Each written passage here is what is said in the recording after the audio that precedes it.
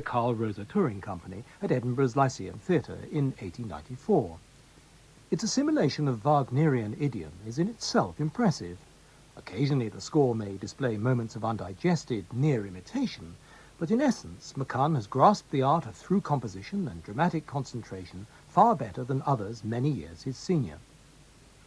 Jeanie Deans was the first appearance of a Scottish through-composed opera based on a novel by Sir Walter Scott, whose works had already been widely pilfered by continental composers.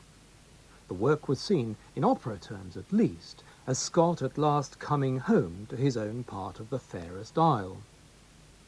MacCunn's librettist was the critic Joseph Bennett, who was a keen champion of Dvorak and who collaborated with several British composers with varying success. But with the adaptation of Scott's The Heart of Midlothian, Bennett excelled himself. There is effective characterization of both class and individual, a genuine pathos and a tense plot which grips us right up to its cliffhanger finale. In short, Jeanie Deans reflects and expands upon the very best of the British operatic tradition without any of its accustomed mawkish sentimentality. So who was this opera's fiery young Scots composer? Born in 1868, the son of a well-to-do shipowner, MacCunn was among the first intake of scholars to grace Grove's newly opened Royal College of Music in 1883. His highly strung temperament was celebrated.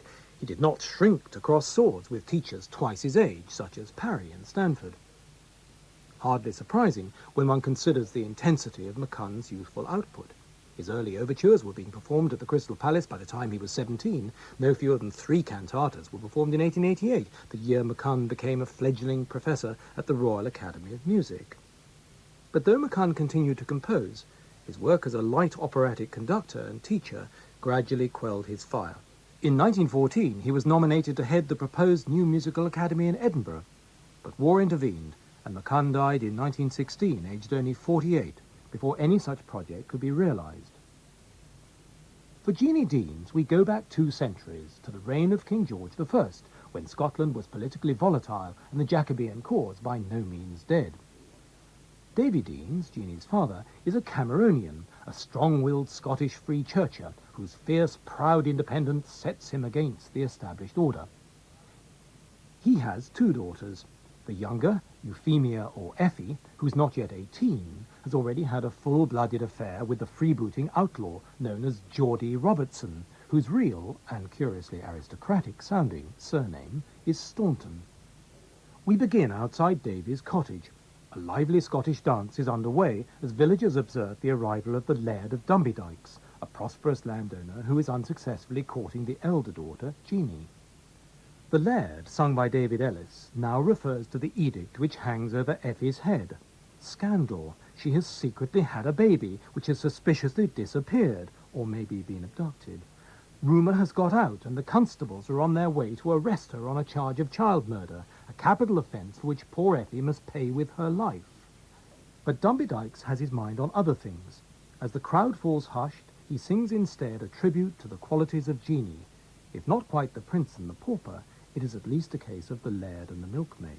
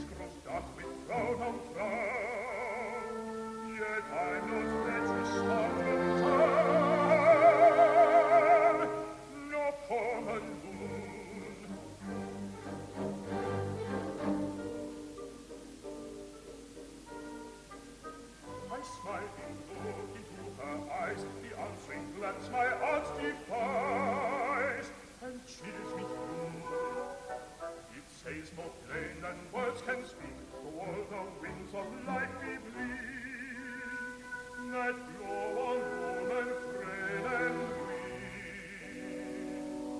I wait not you.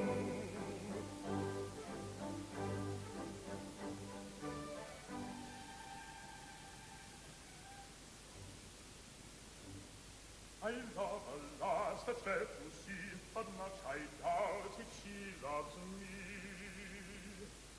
Oh, woe the day.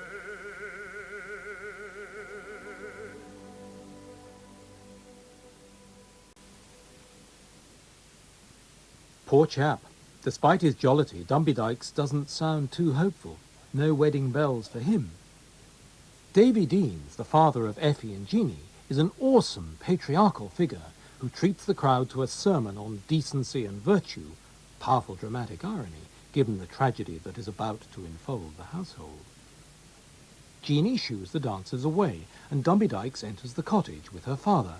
She is unaware the law is already poised to take its course at the expense of her sister, but is nonetheless full of foreboding and apprehension. What has Effie done with the baby, which she has been at such pains to conceal? Bedraggled and trembling, and speaking in almost a whisper, Effie, sung by Susan Bullock, appears. Though not yet recovered from childbirth, she cannot bring herself to confess the obvious to her sister, let alone admit this disgrace to her severe but loving father. Jeanie, sung by Tinuke Olafimihan, insists Effie tell her the truth in her dead mother's name. In a tense moment of revelation, Effie rips the maiden's snood from her own head. It is true. Her virtue is no more. She has had a child.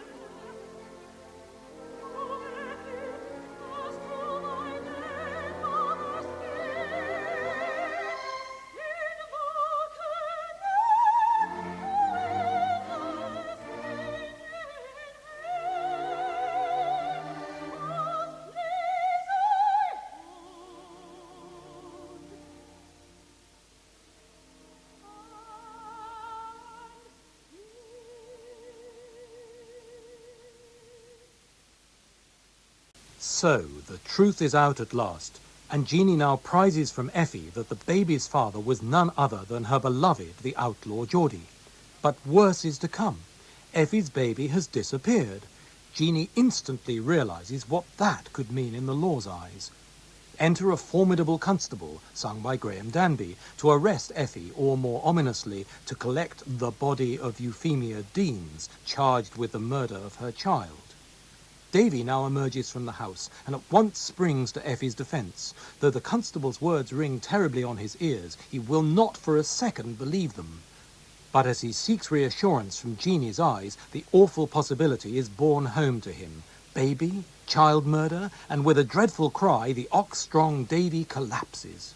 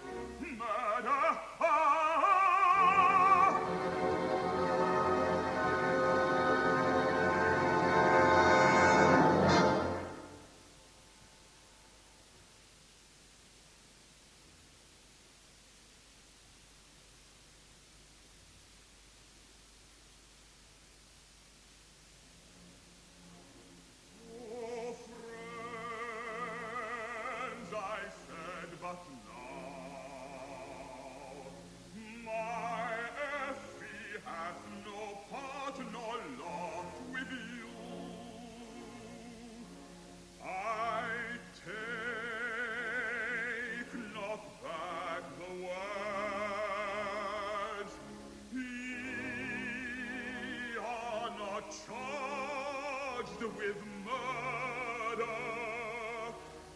nor on those that love you falls the curse of a dishonored name. Forgive my pride, these knees have never bent to man. Oh, lowly, would I your pardon crave. I, a father, old, crushed down and shamed, who ne'er again will lift his poor grey head.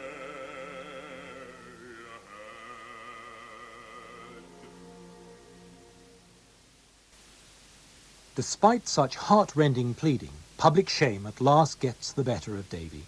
Though Effie's guilt is still unproven, her father embarks on a terrible curse upon his besmirched daughter. Calling her a vile harlot, he rashly casts away the one thing he loves most, an act of hubris which now makes him, and the very values to which he so rigidly yet admirably clings, a tragic focus of the opera. And poor Effie, a condemned woman, is hauled off to jail. At the start of Act 2, we are at a forlorn burial spot on some blasted heath. Here we meet Madge Wildfire, sung by Linda MacLeod, a Hardy-esque mad woman who hints she knows something about the baby's disappearance. Madge chants grotesquely beside the grave of a hanged felon. Old Nick killed his wife, but who killed the bairn? The splitting hyena cackles of this bewitched fire hag are certainly enough to send shivers down my spine. Jeanie's not too keen on them either. She has come at Madge's summons, and hastily invokes God's protection as she's left alone in this accursed spot, deep in the eye of the gathering storm.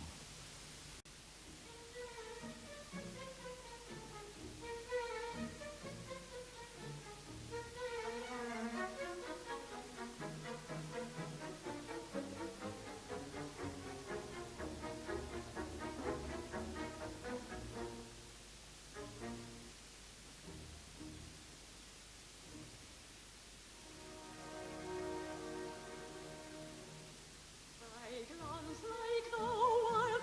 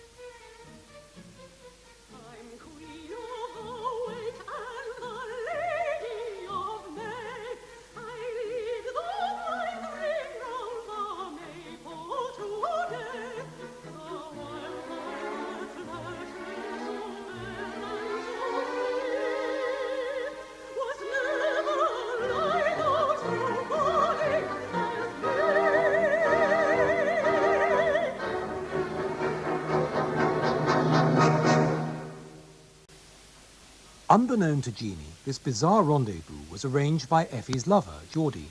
He confirms to her that Effie is innocent. The baby has been abducted and, he believes, slain by others as a gesture of revenge upon him.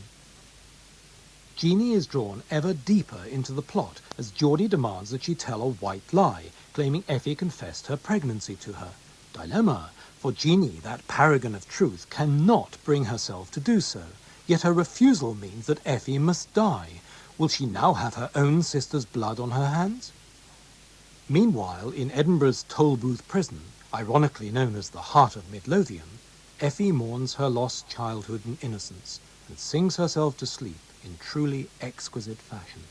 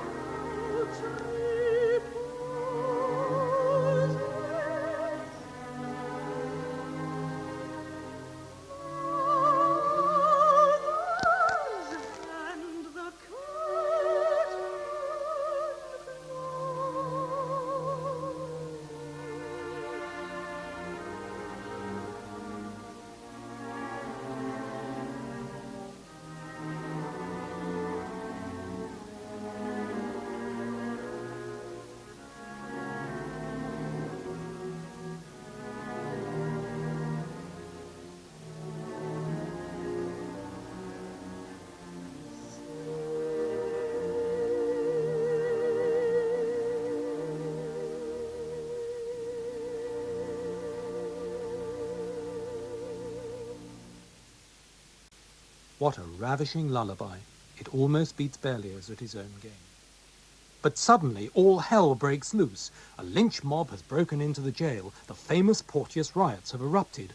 Amongst the gang is her beloved Geordie, creatively dolled up as Mad Madge. He's not merely popped in to say a brief hello, though.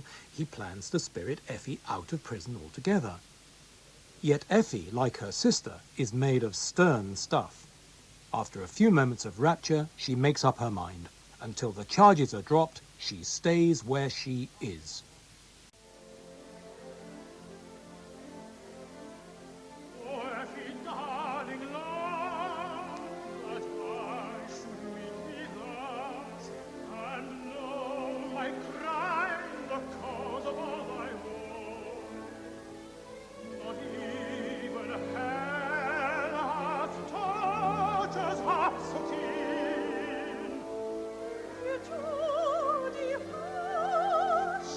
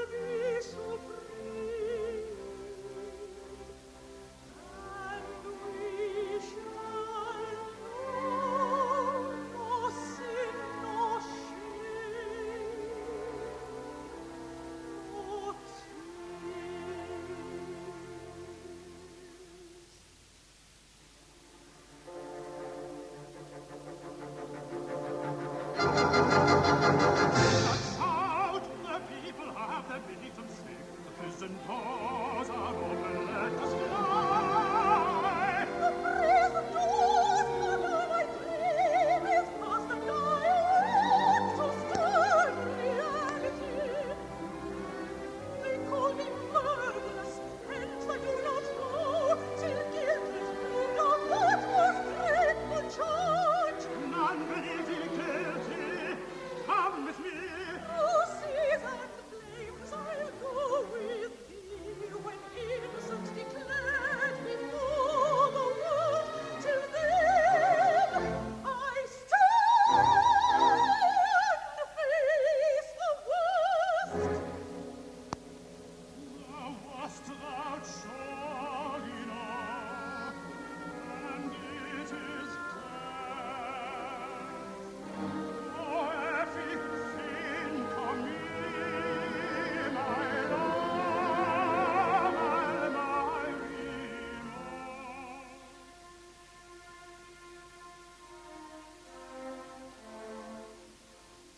I hold my hand when thou receivest it. All unsuspect of blood must be. For death it is a refuge where the innocent can harbor safe and be at peace forever. This is sheer madness. Come, I say. I will not go.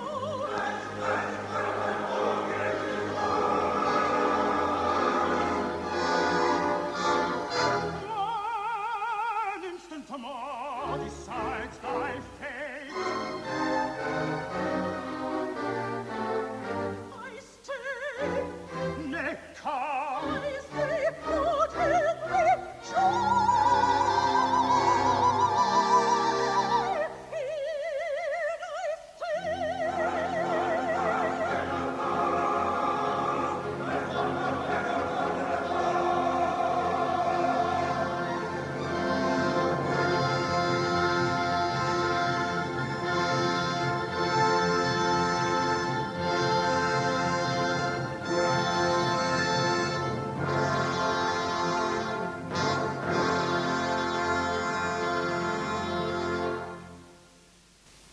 Having thus seen off her lover, Effie devotes the next scene to a showdown with her sister.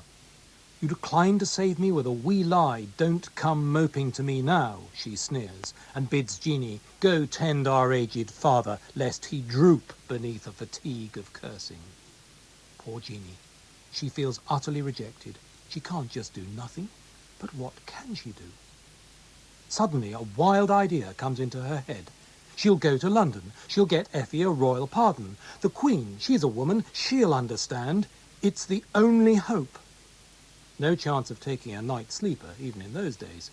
That means a long, long trudge, Shank's pony, all those 400 miles to London. Can she do it?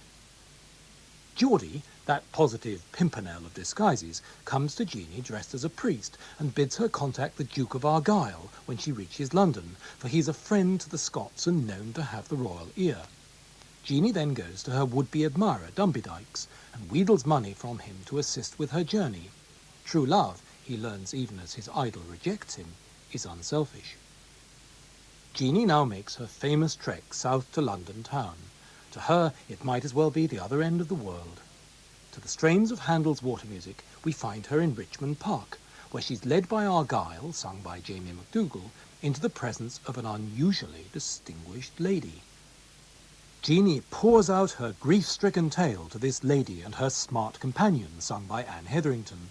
The lady herself, sung by Linda MacLeod, seems unusually sympathetic, but who the dickens is she?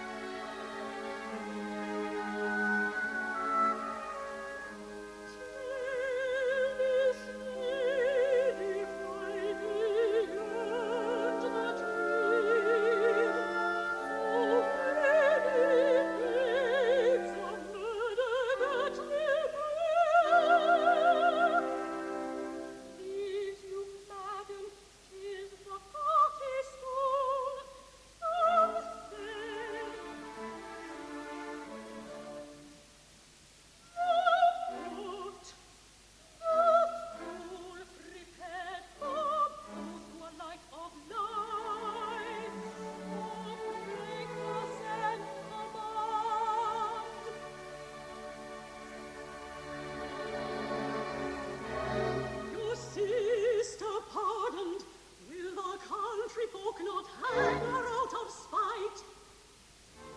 They would rejoice for pity for the poor and helpless child.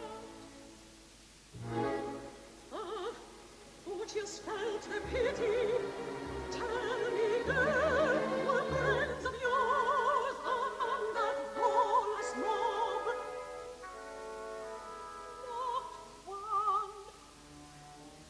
I would have saved him if I could, but he is dead, and my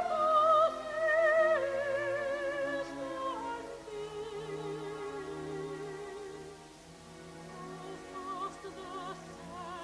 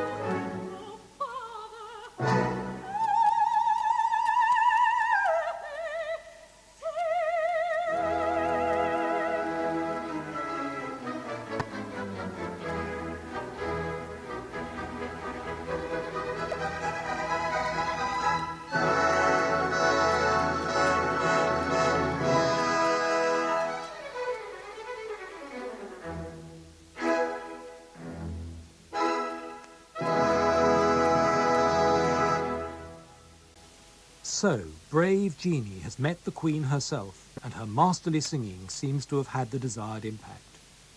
Meanwhile, the hour of Effie's execution is approaching. Effie seeks forgiveness of her father, and he, a chastened man by now, does not hesitate to give it. They will meet soon in a better place. A whistle blows as Geordie incites the mob to attack the guards. A fight develops, but with riflemen on the other side, the odds are hopeless, and a massacre now seems inevitable.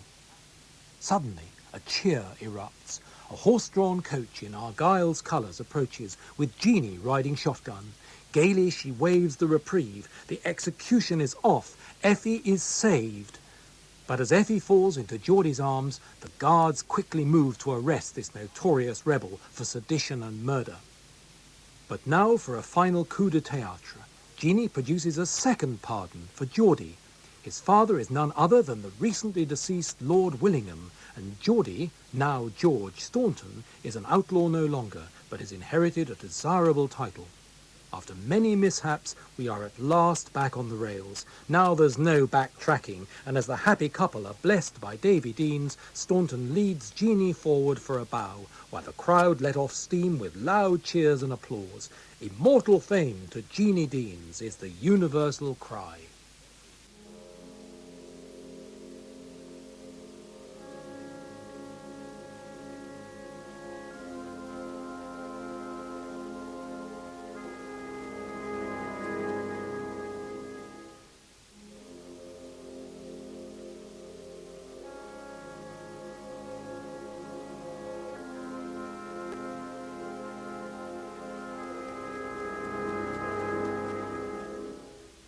First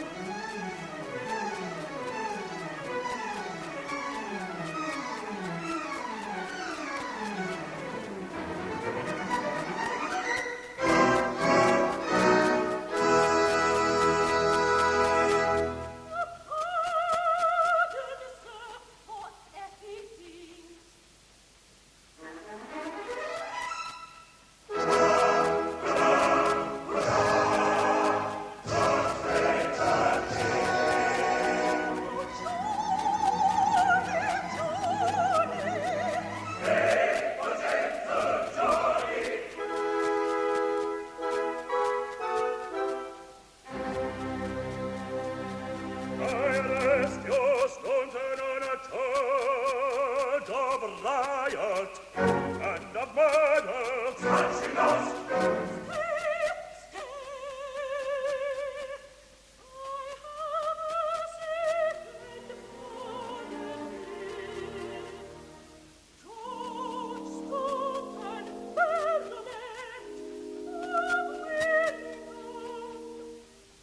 My father dead.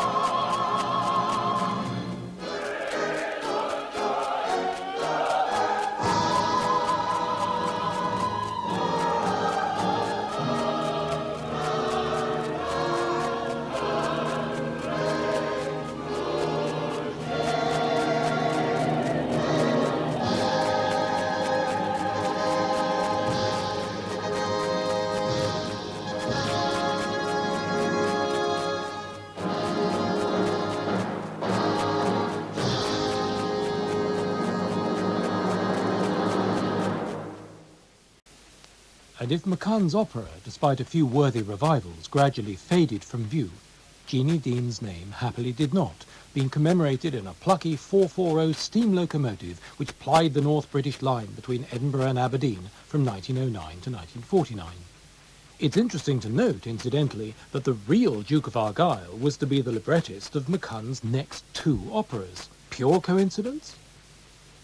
In that performance of Jeanie Dean's by Hamish McCunn, the part of Jeanie was sung by Tinuke Olafimihan. Susan Bullock sang Effie, and Peter Siddham the part of their father, Davy Deans. Jamie McDougall sang the role of the outlaw Staunton, and David Ellis the Laird of Dumby Dykes. Madge Wildfire was Linda MacLeod, who also took the role of Queen Caroline. Anne Hetherington sang Lady Suffolk, and the awesome voice of the law was supplied by Graham Danby as the Constable, with the Scottish Opera Chorus and the BBC Scottish Symphony Orchestra conducted by Martin Brabbins.